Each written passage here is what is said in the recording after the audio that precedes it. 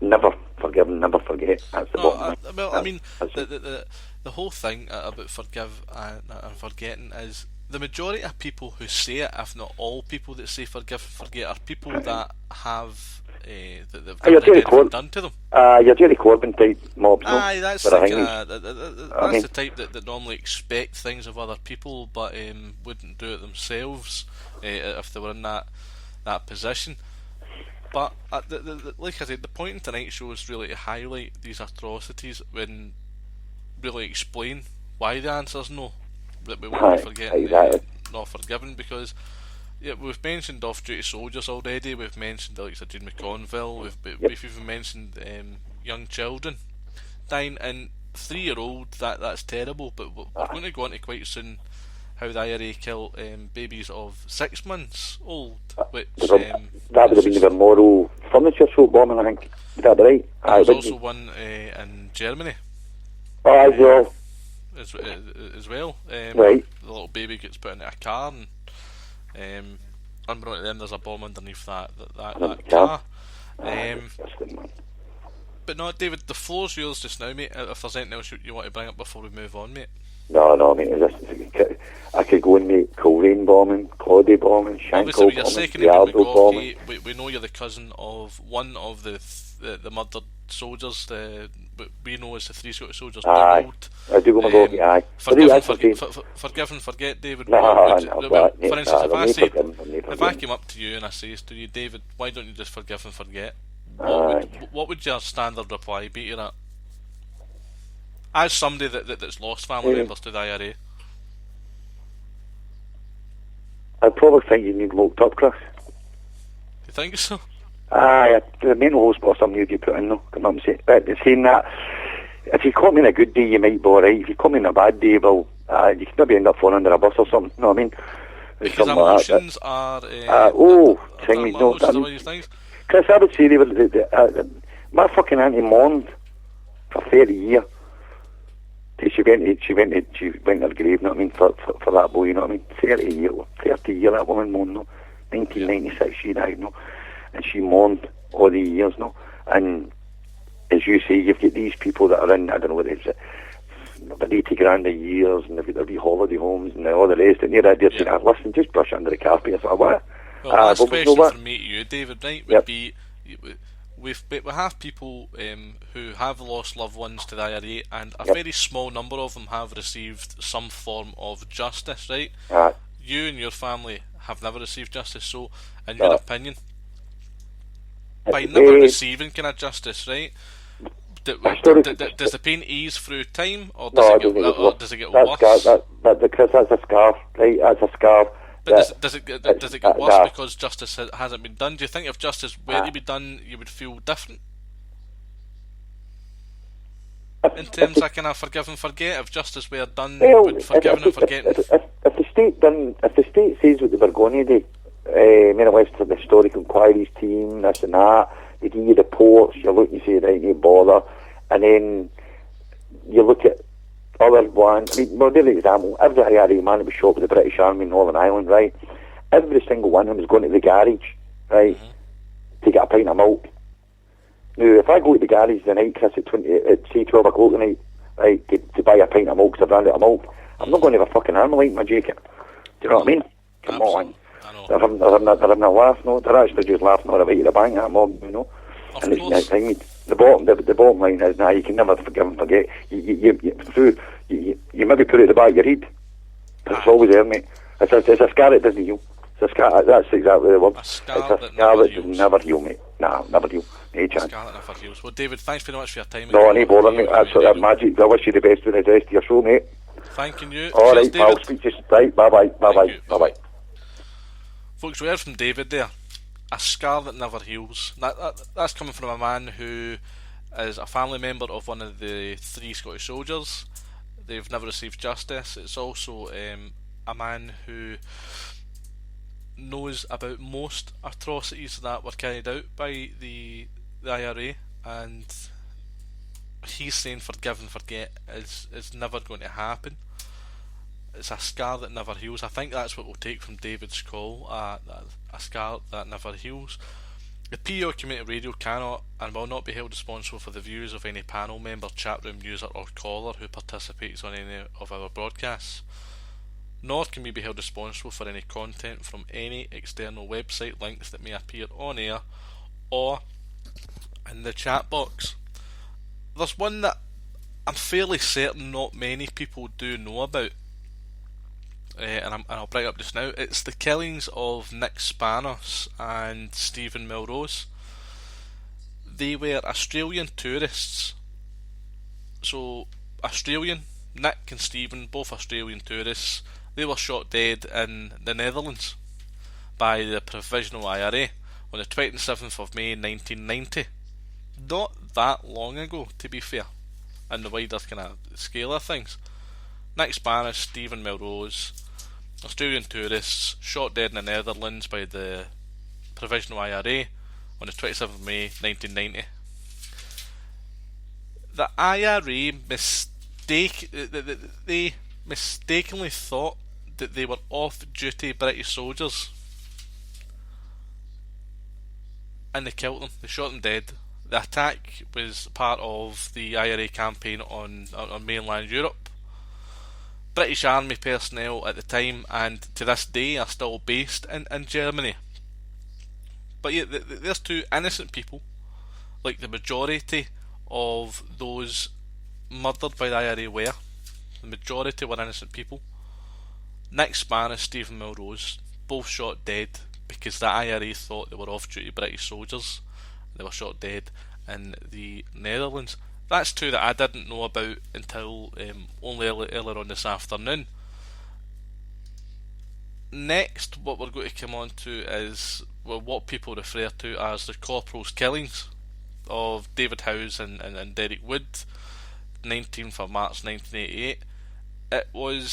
It's one that I'll never forget. I wasn't born at the time, but after reading up on it many years ago and after watching the footage that's still widely available, reading up on various things, including reports, it's one of the ones that always stick with me, and I dare say I'm speaking for the vast majority of people that know about it. It's one that after you read it and log it in your head, you will never forget. It was vile.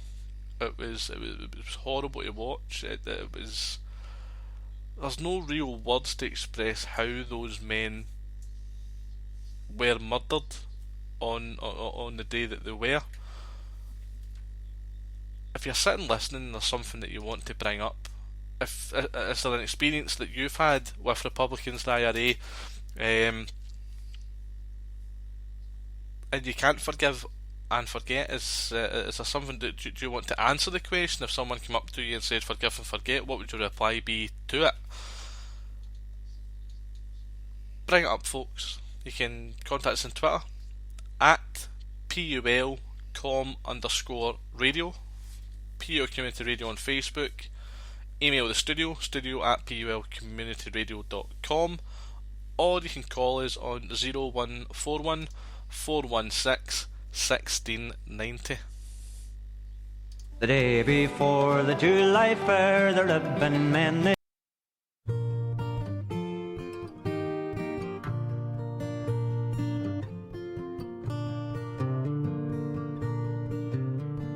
Boys stood on the platform in 1917, waiting for a train to Salisbury Plain.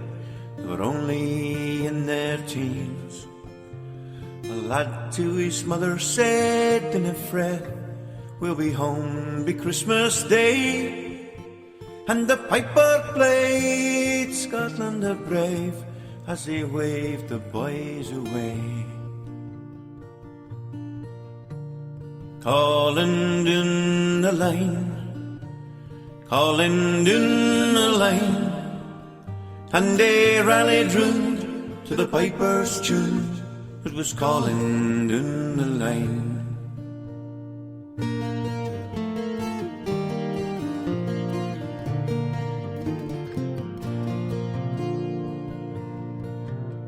The sergeant major pushed them hard. They were trained in only days for to bear the brunt of the Western Front. They would soon be on their way. So off they marched, rifle shoulder high, and all at once they sang, for we're no war to bide a war, to the pipers in the band. Calling down the line, calling down the line, and they rallied round to the piper's tune. It was calling down the line.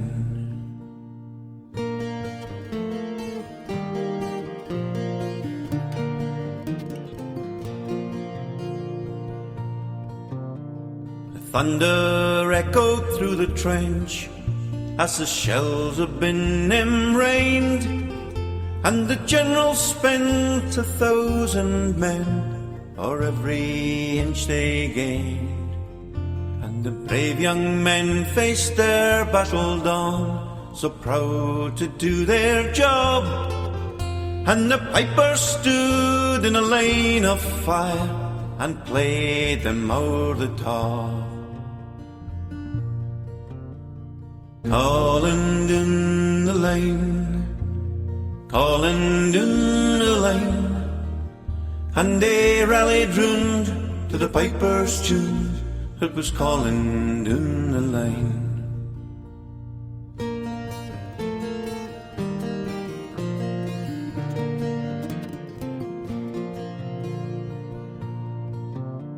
When no man's land fell silent, and they counted all the dead, the victory claimed would disguise the shame, and nothing more was said. And the fallen brave on a foreign field, they gave the very best, and the piper played a sad lament as they laid the boys to rest. Calling down the line, calling down the line, and they rallied round to the piper's tune. It was calling down the line. Calling down the line, calling down the line, and they rallied round to the piper's tune. It was calling down the line, and they rallied round to the piper's tune. It was calling down the line.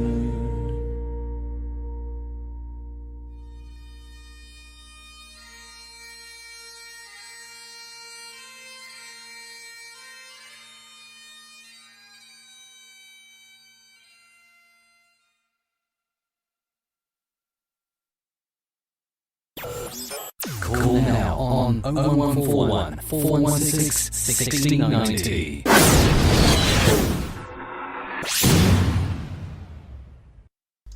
So we just heard there about the two Australian gentlemen who were mistaken for British soldiers off duty by the IRA.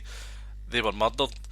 There's a quote from Nick Spanos, the father of Nick Spanos, Constantino Spanopoulos, and he said that he had lived through the Second World War and the Greek Civil War. He said, and I quote, "I have seen 10 years of war in my country, and I came to Australia in 1950 to get away. Now that I'm here, my son gets killed."